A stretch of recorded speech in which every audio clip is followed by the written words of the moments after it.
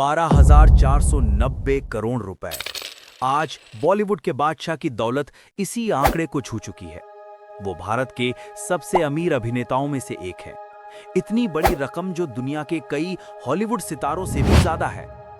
इस दौलत का मतलब है कि वो अपनी लाइफस्टाइल पर जितना भी खर्च करे उनका पैसा कम नहीं होगा। वो हर साल करोड़ों की नई प्रॉपर्टी, प्राइवेट जेट या करोड़ों की गाड़ियां खरीद सकते हैं। पैसा उनके लिए अब सिर्फ एक नंबर है, जरूरत नहीं। लेकिन ये इतनी दौलत होने के बावजूद वो एक ऐसे प्रोडक्ट का विज्ञापन करते हैं जिसे भारत में सेहत के लिए हानिकारक माना जाता है। इस एंडोर्समेंट के लिए उन्हें लगभग 100 से 200 करोड़ रुपए की मोटी रकम मिलती है। जिस शख्स के बैंक अकाउंट में 12,490 करोड़ रुपए हों, उसे अतिरिक्त 100-200 करोड़ की कितनी जरूरत हो सकती है? ये लालच है या कुछ और? And start drinking it themselves, and he appealed to you not to advertise. I would appeal to any authority like that. Ban it. Don't let it sell in our country. If you think it's bad for children, if it's ban bad, smoking is bad. Don't let production of cigarettes go on in this country. If you think cold drinks are bad, do not let them. If it's poisoning our people, do not let it be made in. And the corollary is that if you're not banning it, then don't appeal to me not to advertise it. See, my logic is you are not stopping it because it gives you a revenue. Let's be honest about it. You're not stopping certain products if you think they're harmful, but they're revenue to the government. Don't stop my revenue. I'm an actor. I'm supposed to do a job and get revenue from it. Do you think? And very clearly, I mean, if you think something is wrong, stop it.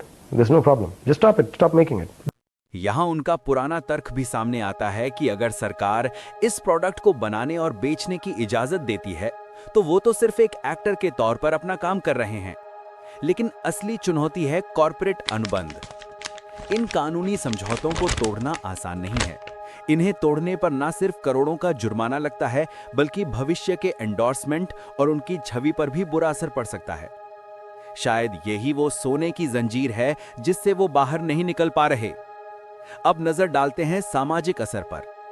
Bharat आज दुनिया में मुंह के cancer का सबसे बड़ा बोझ उठा रहा है। आंकड़े बताते हैं कि पान मसाला खाने वाले लोगों में यह खतरा 20 गुना ज्यादा होता है। जब देश का इतना बड़ा आइकन एक हानिकारक प्रोडक्ट को प्रमोट करता है, तो इसका सीधा असर लाखों युवाओं पर पड़ता है। क्या वो अपने फैंस की सेहत को अपनी अतिरिक्त रेवेन्यू से ज्यादा प्राथमिकता दे सकते हैं? यह सिर्फ एक एक्टर का विज्ञापन नहीं है, ये नैतिकता, दौलत और सामाजिक जिम्मेदारी के बीच का संघर्ष है। क्या वो इस सोने की हड़ी को तोड़कर देश के लिए एक उदाहरण पेश करेंगे? आप क्या सोचते हैं? नीचे कमेंट में अपनी राय जरूर दें।